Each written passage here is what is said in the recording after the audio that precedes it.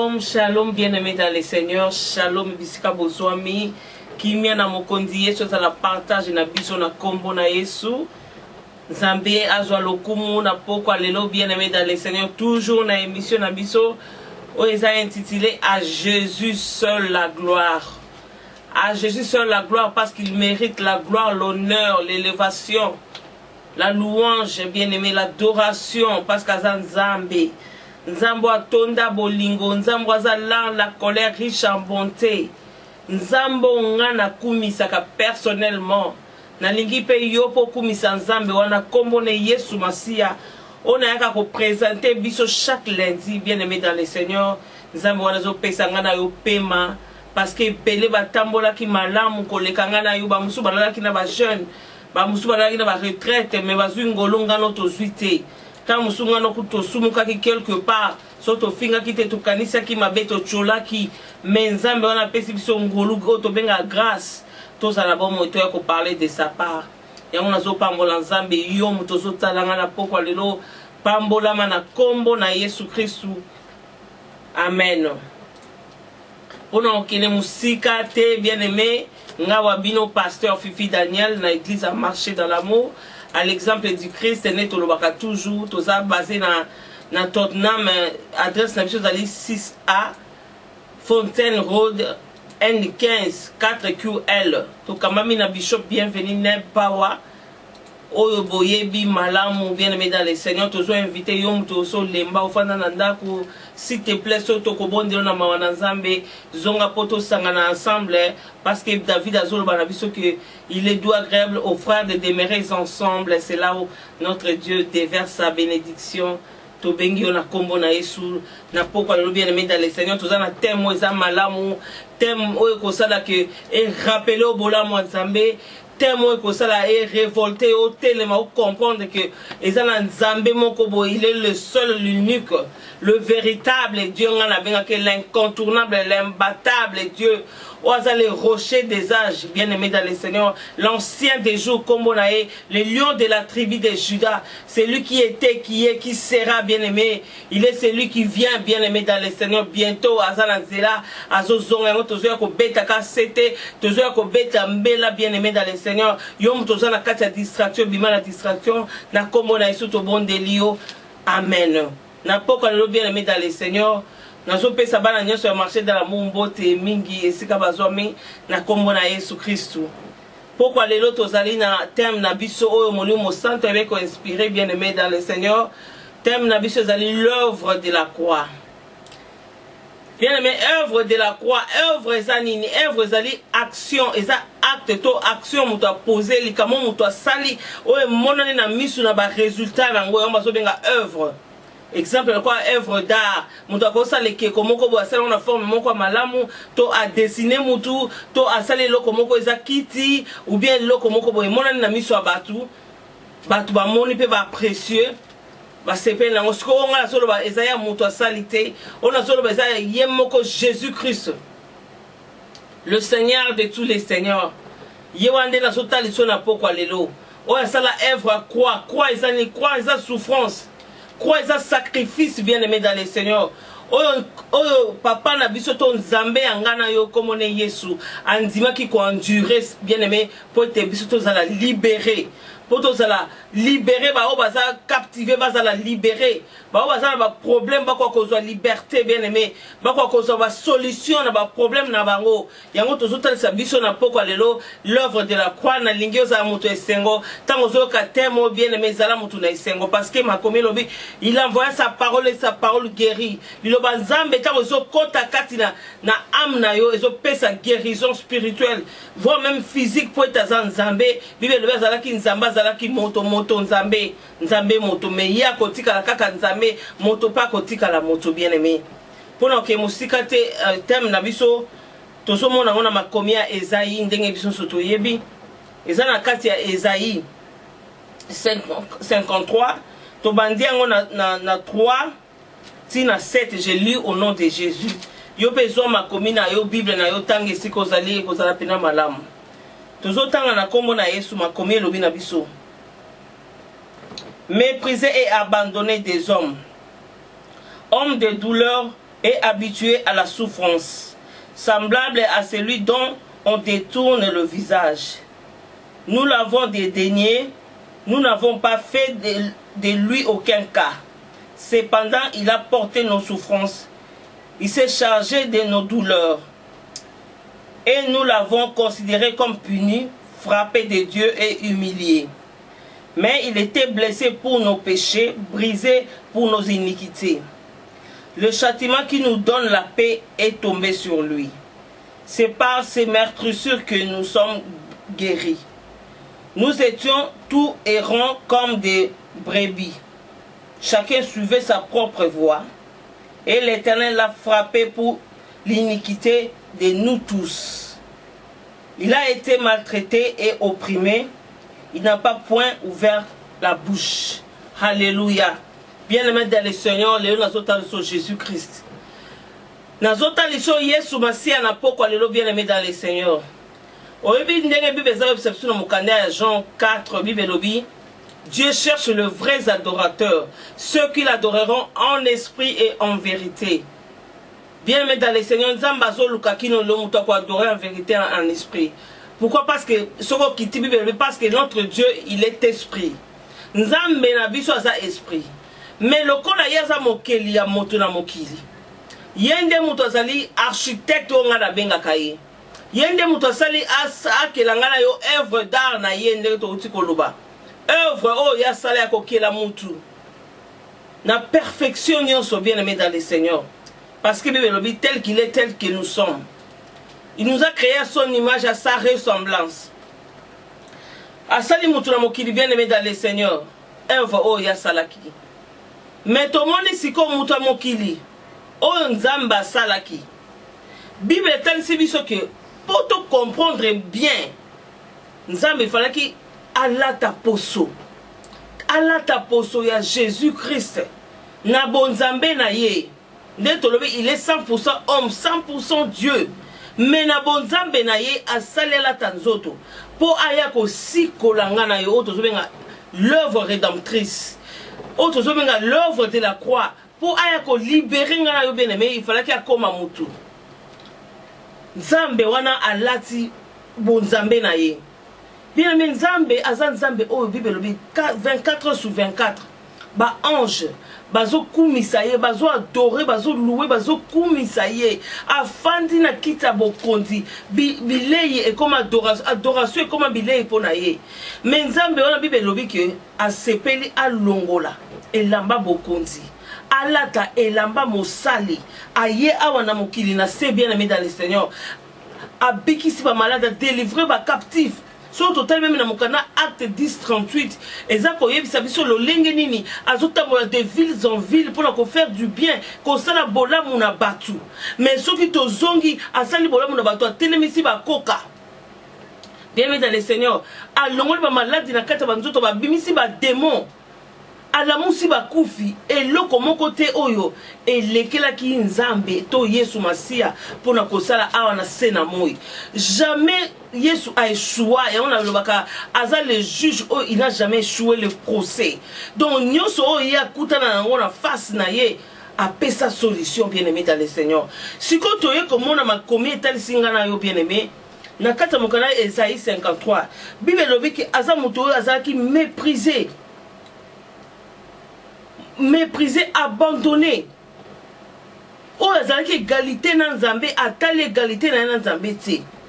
Mais Anzimi aya akitana se pour akoma mépriser, akoma abandonné, Bible lobi habitué na souffrance. Pourquoi? Parce que bato ya lesaki, bato ya salaki bolamu, kaka bango moko ba cholaki ye. Kaka bango moko ba tukaki, kaka bango moko ba mépriser ye. Mais tala bolingwa Nzambe, yangona mokana ya Jean. Ezako yebisa biso. Bible yebisa biso Jean 3,16. Il a tant aimé le monde qu'il a envoyé son fils unique afin que quiconque croit en lui ne périsse point mais qu'il ait la vie et la vie éternelle. Bien mais tika na biso vie ozana ngo suki awati.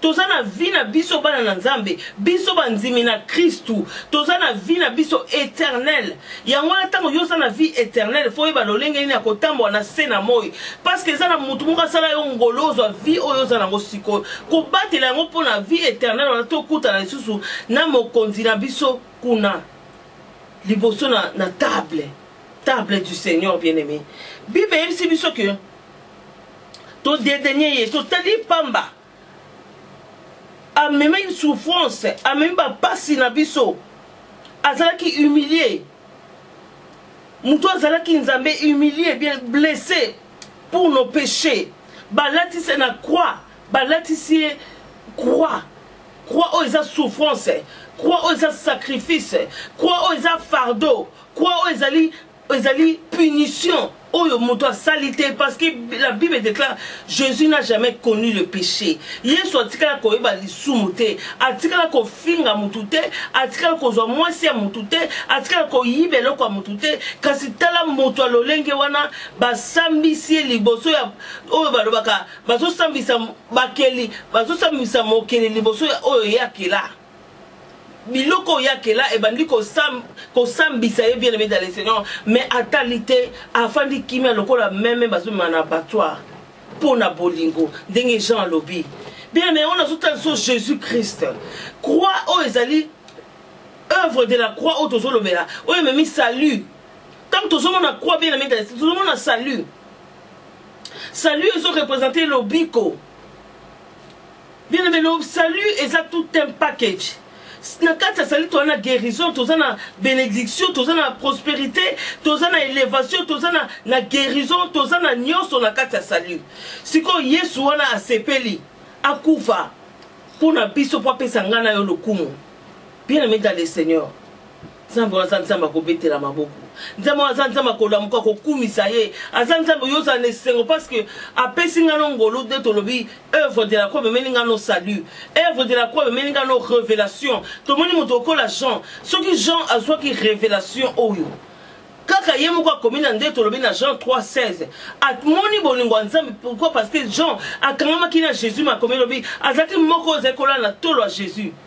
Pour alinga ki Yesu amona ki pe Yesu alingi bien aimé tala révélation et même Jean malgré na kimo bangé na ye Bible eza kolobeke ba memi eti ba tie na prison na ngomba ya portement kuna ba tie na prison ba tobola emisu malgré kimo bangé malgré oya sela ki nzambe mais le corps azaki attaché na Jésus azaki na assurance à kozana Yesu jusqu'à la fin bien aimé sima nzambe na yo jusqu'à la fin Bible eza biso que Jean a eu révélation malgré la quatre souffrance bien aimé dans le Seigneur malgré la quatre souffrance mais Jean a fonga mimisu oba tobolaki yangona bien aimé dans le Seigneur na zo na pokwa lelo yo se rêve yo banako kanisa se référer toujours na œuvre croix au côté monsieur ko peso makasi Jean na souffrance azaki na ona ngomba ya appartement mais misu na ye fongwami Bible lobi amoni motu o amoni livre Bible lobi ke amoni livre na livre wana bakomi makambo na kati pe na libanda qu'est-ce que cela veut dire bien aimé dans le Seigneur mais livre oyo Jean amonaki eza vie ya ngai na yo eza vie ya ngai na kati pe na libanda lolenge nini vie ya moto ezali lolenge ni vie ya moto ebebaki Jean lobi livre atali livre aleli alobi nani akoki kozala digne ya kofongola livre oyo nani akozala digne ya kokota makambo na yo nani akozala digne ya kofongola livre ya vie na yo bien aimé oyo bakoma banana bakoko bakokolo de génération en génération oya okuta ba malédiction nani akoki kolongola ngo Jean aza kolela oh Dieu soit loué bien aimé dans le Seigneur Bible eza koyebisa biso ezaki na mutu moko Bible lobi na likolo na se na mabele amona na kiti amona na kiti bien aimé dans le Seigneur oyo koye ko tombola mongongo na ekolo baki naza prêt ya kokende pourquoi parce que masumu soki Yesu ayaki kosala œuvre de la croix c'est parce que tout aki bato tout a vendu au péché na commencement ya Eden tout ça bato aki vendu au péché ne ba ote ya biso lisumu péché bien aimé dans le Seigneur yango privé biso to mona gloire en Nzambe mais Dieu soit loué tala soto bandila bandeli ya histoire ya bonzambe Bible zo tolo ke nzamba zaki na ba ange moko zaki fort o tozo benga dans le Seigneur à ma connaissance ngolo nzamba pesi biso muke Bible tolo masumo ebanaki na wana pourquoi parce que ange wana a telemela ki nzambe pourquoi parce que il voulait se comparer avec Dieu. Mais la Bible de Genèse Apocalypse na moni mokolo côté nzamba luki a racheté ange wana Lucifer to a racheté na ba ange na e dessus kwa lelo nzambe wana za bien aimé mais a telemi azu son fils unique mwana moko bolingwa motema alobite yonde nazotinda comme sacrifice yonde nazotinda comme beka okita kuna okene ko bundela libota nanga bien aimé le Seigneur Jésus azala kinzambe azanzambe akotikala nzambe. Est-ce que yebi ke Yesu tango azokita ayeba ki ba pasi oyo akwandire awa yangona iso une des raisons secrètes oh Jésus a longola ki Robert Bosantu parce qu'il a qui robe ne cause jamais taché. Alléluia. Et cause a jamais taché. Avec qui souffrance wana, avec qui akoya ko lia na bato masumu, alneki to na lobi, azue lamba ya mosali aye alati pour alia na biso bato ma. Aza comparable, mais to benga incomparable parce que roi ko somo na mbongo na ye bien aimé. Tata na ko somo na mbongo na ye, akosomo na ba or, akoko hypothéquer ba naku pour racheter vie na yo, mais Jésus lobi non, je serai toujours l'incomparable Dieu. Asopi makila motuya bien aimé, l'œuvre de la croix. Bazuye babandi ko sambisa yelo kwa moyibi balatisi lisumu nyonso oya yo salaka kaka po aba alongolo na fardo wana Jésus ndimi kolata asala lisumu te mais babenga ye Belzebul babenga ye mobala ntumba pourquoi parce que taboli na basi babenga Belzebul parce que zo sala ba miracle bien aimé le Seigneur. Et le konini kombo ni bapesa ki Yesu te yanga belobi asala ki masumu te mais akoma ki lisumu donc lisumu eza nyonso oyo bengami mabe ba latisi yango Yesu ndenge mokanda eza koyebisa biso bato ya linga ki ba mépriser ye bato ya tamola ki na bango kaka bango na bateki ye balobi to préférer na biso Jésus akende na croix mais bon libérer Barabbas. Yesu atali et là on a lobaka bien aimé Yesu zaki nzambe moto akoye ko longola nature wana bo moto alati nature bo nzambe to alimwe to aveugle bango to anéantir bango pour na bakoma na suka ya likamuna bango bakana ki basala te mais Yesu atika ki pasi wana ekokisama sur la croix basambisiye Kaifa sambisiye. Comme par hasard bien aimé bateau bazalaki banguna bateau bazalaki bineme entre bango motoko Kaif na motoko la Hérode bazalaki bateau bazo yokana te mais comme par hasard ba yokani pona basali lisanga pourquoi parce que pour ba kaba Yesu ba tene kulusu bien pour bazo ba confirmation ya lokuta pour kaka ngana yo bien aimé to so lobiko l'œuvre de la croix o ezoganga kino lona bomo na ngana yo bien aimé yangona linge sika yo zale yo bana kotala ekulusu yo bana kotala œuvre de la croix o Yesu akokisa ki bien aimé Yesu ba nyonso balobaki na ye azondima babenge muyibi alobi pome ezate babenge moto na ekoba alobi pome ezate babenge mobomi alobi pome ezate batelemeli ministère na ye mais Yesu atika kite awanga na kipete.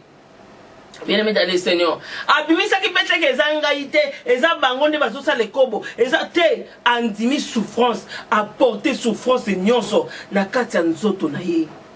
Avant même ki na souffrance wana, Bible bi tellement yeba ki yango akei na ngomba ya Getsemane. Amona ki vision nyonso ya pasi wana ninga ekomela ye, mais yango kake bangisa ki te.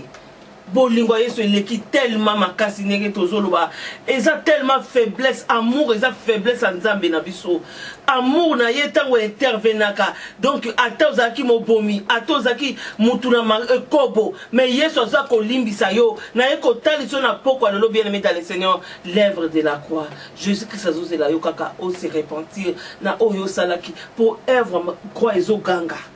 Et ce qu'on a bien aimé dans le Seigneur, bamemi Yesu nanzela Golgotha. Nanzela Golgotha bien aimé dans le Seigneur. pasi souffrance habitué na souffrance tout le temps bafunda kaye tout le temps bafinga kaye babeta kaye bafimbu babwakeli ye basoyi batraité na o nyonso bakoki kotraité ye bakomise lokwa nyama bible biso otali meme elonga Yesu okotia ekutu kate elongi nyonso makila elongi nyonso gratinure ya kobeta fimbo babeta nango Jésus bien aimé dans le Seigneur fimbo esangani na banzube babeta Yesu pona ngana yo bien aimé dans le Seigneur soto zongi na Apocalypse lobi Jean lobi nani oyo kozali digne ya kofongola livre oyo makomi oyo bien aimé ezalaki nzoka vie ngana yo ezalaki nzoka makomi oyo bato mokili oyo bakoko bakoko na biso bakoma na likolo botel na bango ya ténèbres bakoma likolo ya ba forteresse na bango esika ba bomba bozwi na yo esika ba bomba nyonso mais Yesu nazaki digne. Pourquoi? Parce qu'il était sans tache, ni ride. Pour racheter mon tournamasumo, bien aimé. Et je serai mon toit à la sans tache, ni ride. Alléluia. Il y a un moment où tout le monde est à mon anaki. Pour ce que tu as, il y a Adam, l'issoumo, que tu as lobate. Ozongi na Abraham, mon tournamasumo. Ozongi na David, mon tournamasumo. Ok, na Moïse, mon tournamasumo. Donc, tout le monde est à mon anaki. Oza digne, bien aimé, pour racheter Nganayo. C'était que Jésus seul. Il y a un Jésus seul la gloire, bien-aimé. À Jésus seul la gloire. Bien-aimé, tombo la comme ici kozali na tribunal, bisiko so yo kozala na ndaku na yo, na bana na yo, na libana na yo, na kata musala na wenze. Oya kufa liwa soni pona yo bien-aimé dans le Seigneur. Pona Yesu wana ndi biso tozobeta tolo. Na pokwa lelo pona Yesu wana tozobeta tolo. Ba même jusqu'à la Golgotha. Et ce qui wana te bien-aimé. Bazui, ba ye ko pendre ye na croix. Ba latisa ye charge ne to lobi croix. Et ça charge. Et ça fardeau. Ya makambo Yesu ayeba kite. Yesu amema nyonso ne kulusu. Ya ngomo na zoko même pas kotambola. Azo tambola zo kwe bien-aimé dans le Seigneur ça passe. Azo tambola zo kwe bazo finga bazo beta mais il fallait qu'il akomati na montagne à Golgotha. Il fallait qu'il akomisa likamonet kino na suka bien aimé ndena loba ko ipe ko inoptiser bango ako ipe ko bunga ko limwa na lobite eloko ngana kitela kiko sala pendant que na sila tiki robe nanga ya kibokondi na lola nazo zongela ngo sikote ndenge zawana nazo la tsaka la mama osali na ko komisa musala nanga kino na suka parce que na yebi que nazana lifuta nanga na to mona mukana ya 2 Philippiens 9 eza ko biso aza oyo tombwama na musala sala ki bien-aimé na kulusu makile tangi makile tellement ba beti ba mone koki karate bango siko boule na bango ezalaki ke bazo nyokola Yesu mais sengwa Yesu ezalaki ke ozo sala malamu po ngana accomplir mission ngana yelaki. Bien-aimé dans le Seigneur, Bible ebisi biso ke ekokite bazui ekoti ya nzube batie na moto Yesu. Yesu azo ndima nyonso bien-aimé azo résister. Pourquoi? Parce que Nzambe na likambo ayebite innocent mowe. Innocent esika kombo oyo kaka ba titre bato balobaka innocent mowe e ute pa Yesu. Innocent mowe. Et kokite bien-aimé bazui likonga ba chubi na mopandi Bible lui maye bimi makile bimi bien-aimé dans le Seigneur tala yebabi habitué à la souffrance passe à modèle abo nzamba modèle abo bien-aimé o ya kufeli salingano grâce na nzela ya la croix tozu grâce mutu moko sombi pasi na ngana yo na mbongo te na wolo te kasi na makila na ye anzimi akufa mutu moko kaka mutu akufa pona mokili mobimba bien bazami balete bazami satute nazo taliso Yesu oyo lelo batu batelemeli komo na Yesu lelo batu bakomi ko nier komo Yesu aza Yesu aza Nzambe le Dieu de mon salut le roi de Dieu le choisi le élu akotika la Nzambe balinga te ba akotika la Nzambe makile tangi bien-aimé dans le Seigneur plus que l'hémorragie. Jésus a ça qui plus que l'hémorragie. Bazuba c'était dans ma bouche bien-aimé. Eza histoire te, eza vie, eza réalité. Ba belki ba c'était dans ma bouche. Ba c'était dans ma colo. Bien aimé dans le Seigneur, nyonso wana kaka po livre wana etangama. Muto kuzoma ki digne ya kotanga livre wana ko fongola ko effacer ba iniquité ko effacer nyonso ba komaki na livre wana na libane na recto verso nyonso tout ba komaki. C'est Jésus-Christ qui a pris cette audace là d'effacer tout oyo nyonso tout et komaki na kati ya livre wana oza vie ngana yo l'œuvre de la rédemption.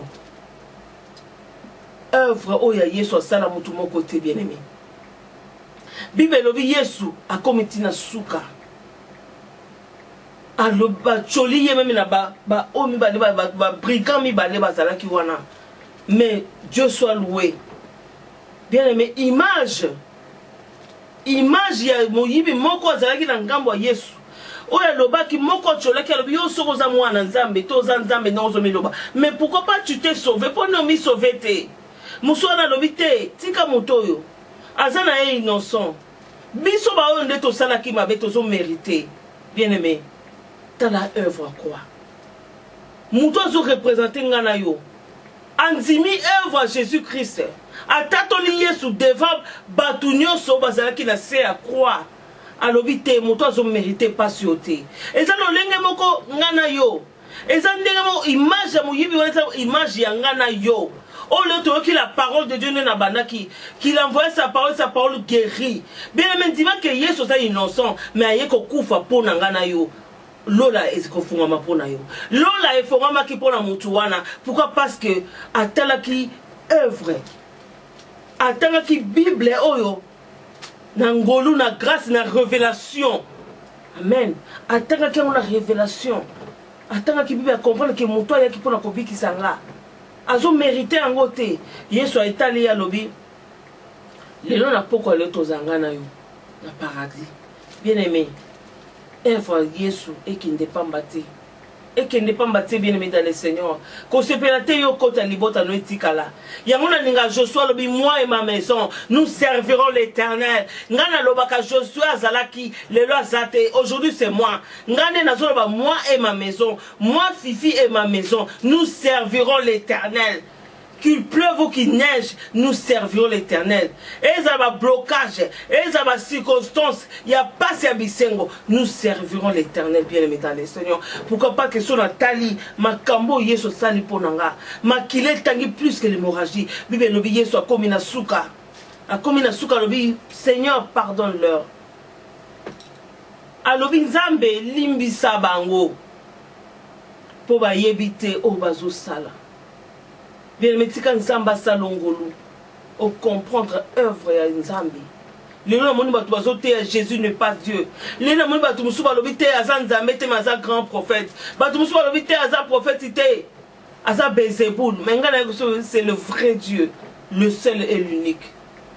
Soka koma ki mutu parce que Bible lobi eza nzambe, eza Saint-Esprit de Dieu, eza Jésus-Christ.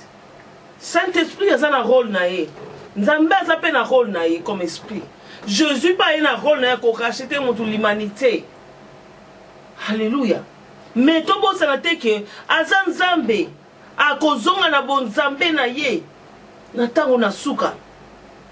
Bible dit lisu nyonso e komo naé. Tango ya kozonga. Bien aimé dans le Seigneur. Jésus revient bientôt. Soko bomoni biso ba otokoma hôtel ba Nzambe bo. Parce que tu comprends que c'est la vérité. Bible lobby, la parole de Dieu est la vérité. Et esprit et vie. Et ça esprit et ça fait vie. Et ont mis ma vie quand il a bon mon abisso. Et ont mis ma vie bien aimée dans le Seigneur. Et on a le toujours à Jésus seul la gloire. Parce que ma cambo yé soit ça na croix. Ngai fifi na mona ngona bon mon nanga. Bible lobby, c'est par ces meurtrissures que nous sommes guéris. Bien aimé ngana biki sama na ma pipi. Ba pota oya Yesu bien aimé dans le Seigneur. Yango pesa ngalobiko. Yango batela ka libota nanga. Yango batela ka mobali nanga. Yango batela ka bana nanga. Yango batela ka bandeko nanga. Et batela ka bandeko nanga nyonso dans le monde entier. Oyo bandimela Jésus-Christ comme Seigneur et Sauveur bien aimé. L'œuvre de la croix, Bible le sang de Jésus, l'Apocalypse, ma commune le sang qui parle plus que le sang d'Abel. Il parle plus que le le sang des animaux, le sang de Jésus. Ils l'ont vaincu à cause du sang de l'agneau et à cause de la parole de leur témoignage. Bazaya kolongama, balongi, pourquoi? Parce que namakila est Yesu. Le sang de Jésus, c'est une puissance. Le sang de Jésus, bien aimé, c'est une force. Le sang de Jésus, c'est la victoire. Le sang de Jésus, c'est la révélation, bien-aimé.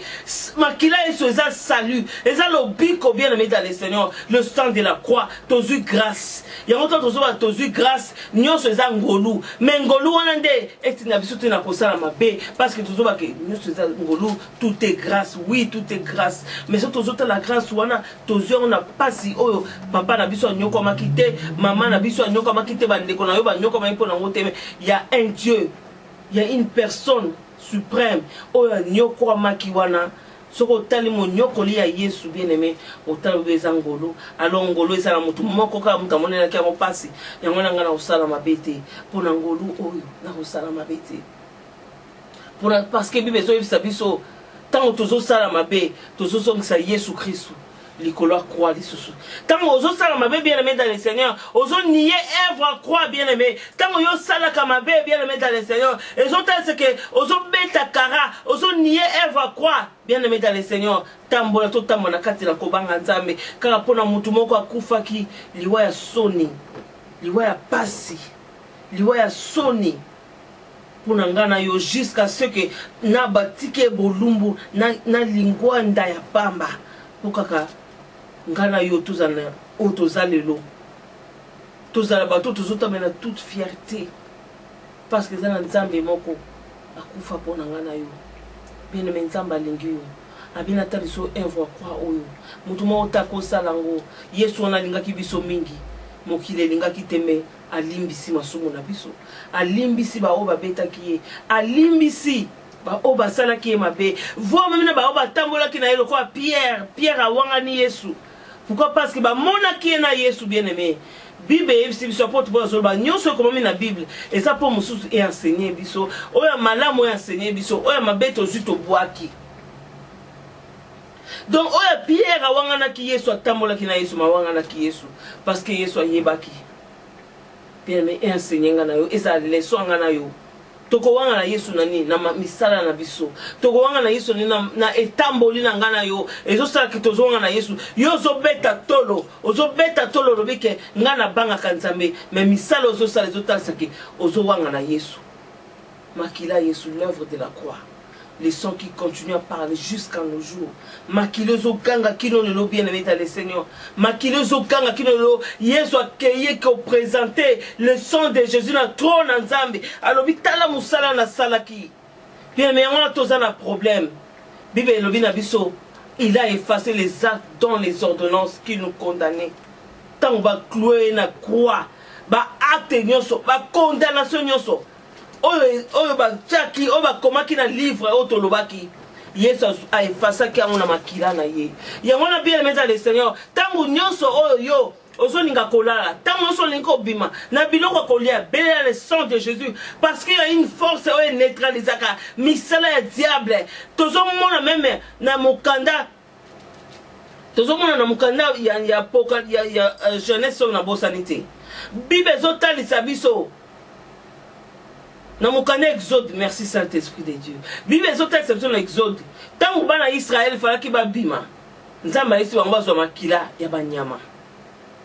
Bacha ngona ba lento ya bandako na bango. Pourtant a continue esprit de mort tango ekoya et ravager bana Israël te.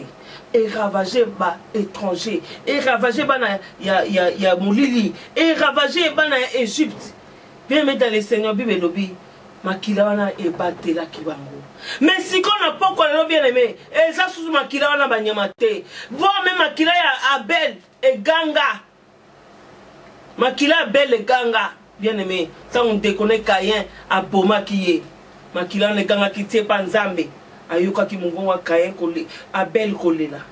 Mais Bible sotel ça on n'a pas qu'on Le sang de Jésus-Christ, plus que le sang d'Abel. Le sang de Jésus-Christ, plus que le sang des animaux. Bien-aimé. Makila Yesu zo ganga. Zana na confiance à Makila Yesu. Makila mutu mususute. Makila za l'importance bien-aimé dans le Seigneur. Makila za na motuya. Tozomona bandoki. Pour ça la sacrifice. Il faut payer sa motuya. Il faut payer sa ndekonaye. Il faut payer sa moisi naye. Il faut payer sa mobali naye. Il faut payer sa bandekonaye. Mais Jésus-Christ a pesi Makila naye.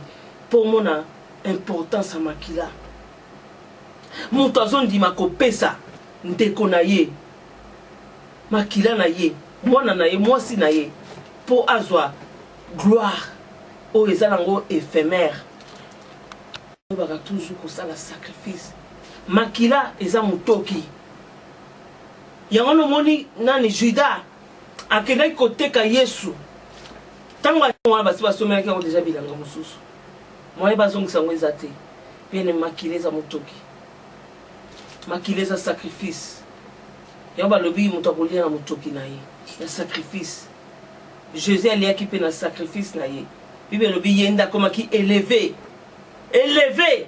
Likola acto ya pozaki. Élevé na likolo na se na mabele. Muso azalite. Mobele Yesu Masia. On a écouté de son apôtre le bien-aimé. Souviens-toi de l'œuvre de la croix. Seul Jésus qui l'a fait. Le seul et l'unique.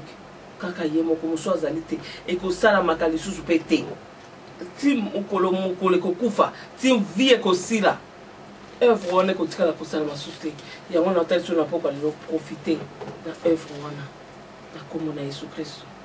Amen. Amen. Shalom, shalom.